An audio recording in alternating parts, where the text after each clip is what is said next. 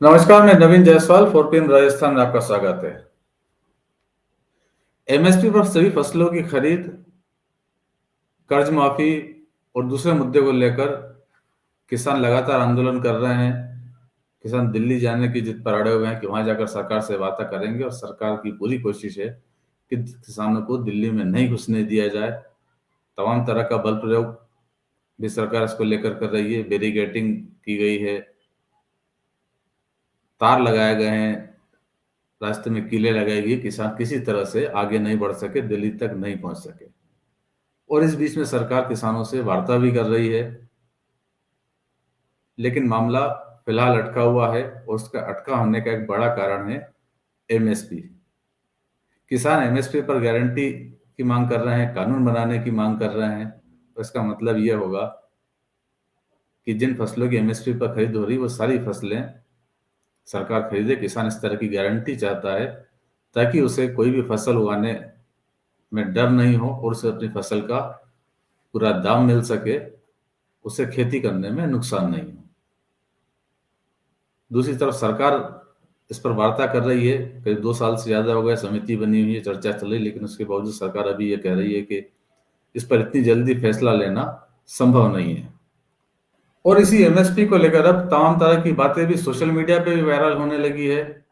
एक बड़ा तबका है जो सरकार समर्थक है या जो आंदोलन के विरोधी हैं, वो इस मांग को बड़ा अव्यवहारिक बता रहे हैं कि यदि किसानों की इस तरह की मांगे मान ली गई तो देश बर्बाद हो जाएगा, कर्ज में डूब जाएगा, केंद्र सरकार की भी हालत खराब हो जाएगी और जो संबंधित राज्य है उनकी वित्तीय व्यवस्था भी खराब हो जाएगी। क्योंकि एमएसपी पर अगर सरकार 70 की खरीद करती है तो उससे बहुत बड़ी राशि उसको व्यय करनी पड़ेगी और सरकार के लिए संभव नहीं होगा। सोशल मीडिया पर तमाम तरह की बातें चल रही है कि किसान जो मांग कर रहे हैं वो अव्यवहारिक है, वो सिर्फ अपना हित देख रहे हैं, किसी भी देश की सरकार के लिए संभव नहीं है और इससे देश बर्बाद हो जाएगा, उद्योग तबाह हो जाएंगे। और कुछ विशेषज्ञ से यहाँ तक बता रहे हैं कि ये खुद किसानों के लिए अव्यवहारिक चीजें हैं, इससे बल्कि किसानों को नुकसान भी होगा। कोई बता रहा है कि अगर ऐसा कर दिया गया तो गेहूं के भाव 350 रुपये किलो तक हो जाएंगे। तमाम तरह की बातें हैं जिसमें आधे से ज्यादा ज्ञान जो व्हाट्सएप यूनिवर्सिटी का होता है वो ज्ञान ज्यादा है, आईटी सेल का ज्ञान है जो किसी तरह से किसान आंदोलन को नीचे दिखाना चाहता है, गलत बताना चाहता है कि किसान राजनीति से प्रेरित आंदोलन कर रहे हैं। लेकिन इस बीच में एक रिपोर्ट आई है क्रिसिल की, उस रिपोर्ट को भी देखा जाना चाहिए। क्रिसिल तमाम तरह की रिपोर्ट जारी करता है और एक रिपोर्ट उसने जारी की है एमएसपी को लेकर भी रिपोर्ट जारी हुई है। क्रिसिल के जो डायरेक्टर रिसर्च हैं भूषण शर्मा, उनकी यह रिपोर्ट है और उन्होंने कहा है कि एमएसपी गेम चेंजर भी साबित हो सकती है और इससे देश को फायदा भी हो सकता है। किसान चाहेंगे तो एग्रीकल्चर में डाइवर्सिटी आ सकती है क्योंकि किसानों में आत्मविश्वास होगा और वो कई तरह की फसलें उगा सकते हैं और उतनी कीमत नहीं होगी जितनी की बताई जा रही है। ये क्रिसिल की रिपोर्ट है। अभी क्रिसिल की रिपोर्ट के आधार पर नवभारत टाइम्स ने एक खबर प्रकाशित की है। बेहतर होगा हम उस पर बात करें और समझने की कोशिश करें कि ये रिपोर्ट क्या कहती है। नवभारत टाइम्स ने इसको लेकर रिपोर्ट बनाई है, एमएसपी की गारंटी बन सकती है गेम चेंजर, गेहूं चावल के आगे भी सोचेगा किसान। रिपोर्ट में लिखा कि सभी फसलों के लिए न्यूनतम समर्थन मूल्य की गारंटी से कृषि आय को समर्थन मिलेगा, इससे खपत भी बढ़ेगी। और क्रिसिल का अनुमान है कि सरकार के लिए इस तरह की गारंटी की वास्तविक लागत सिर्फ 21,000 करोड़ रुपए होगी। यह अनुमान है एग्रीकल्चर मार्केटिंग ईयर 2023 के लिए जारी किया गया है और क्रिसिल की संस्था है CRISIL marketing intelligence and analytics, C M I A, उसने ये बात कही है।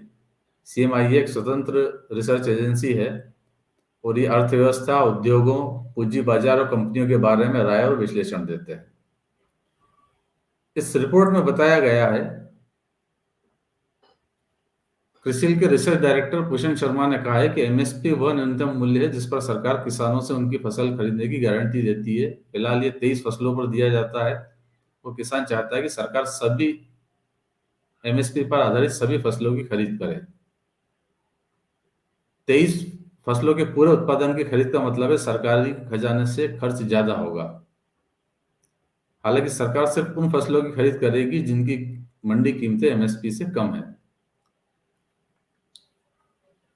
तो भूषण शर्मा ने जो कैलकुलेशन किया है उनके अनुसार मार्केटिंग ईयर 2023 में करीब 6 लाख करोड़ रुपए की कार्यशील पूंजी की जरूरत होगी।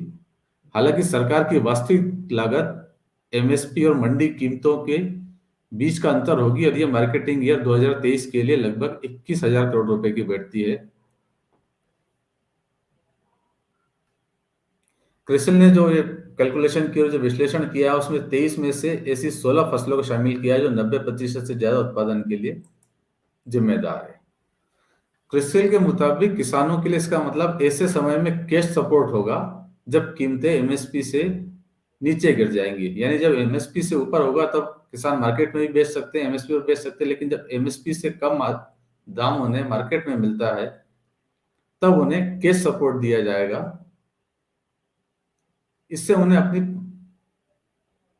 पसंद की फसलें बोने की आजादी भी मिलेगी। भूषण शर्मा ने इस बात पर जोर देते हुए कहा कि एमएसपी वाली 23 फसलों में से सार्थक खरीद सिर्फ धान और गेहूं की होती है और यह बताता है कि भारत में क्यों 60% से ज्यादा खेत की फसल का उत्पादन केवल इन दो फसलों के कारण होता है।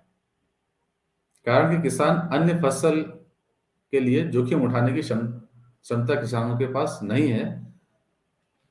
तो क्रिसिल के जो रिसर्च डायरेक्टर है भूषण शर्मा, उनके अनुसार अगर खरीफ 2022 और रबी 2023 को देखें तो इस साल उत्पादित धान का 41% और गेहूं का 24% खरीदा गया। इसके बाद सरसों का नंबर आता है जहां उत्पादन का 9% खरीदा गया। क्रिसिल का ऐसा मानना है कि ऐसी स्थिति में सभी फसलों के लिए एमएसपी की गारंटी देने से किसान धान और गेहूं के अलावा अन्य फसलों की ओर भी बढ़ सकते हैं जहां सबसे अधिक खरीद होती है। यानी क्रिसिल की रिपोर्ट ये बताती है कि एमएसपी पर यदि किसानों की मांग मान भी ली जाती है तो उसकी लागत इतनी ज्यादा नहीं होगी, बल्कि इससे किसान दूसरी फसल उगाने की तरफ भी आगे बढ़ सकेंगे, जो एक फायदे का सौदा है, गेम चेंजर साबित हो सकता है।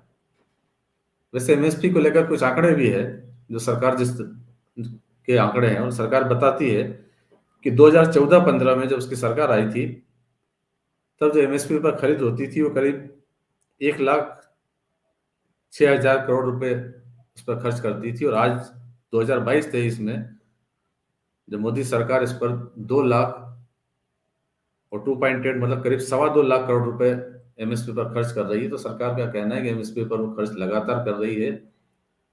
मगर किसान हैं कि वो चाहते हैं कि सारी फसलों के ऊपर एमएसपी की उन्हें गारंटी मिले ताकि वो निश्चिंत होकर खेती कर सके और खेती उनके लिए घाटे का सौदा नहीं रह जाए।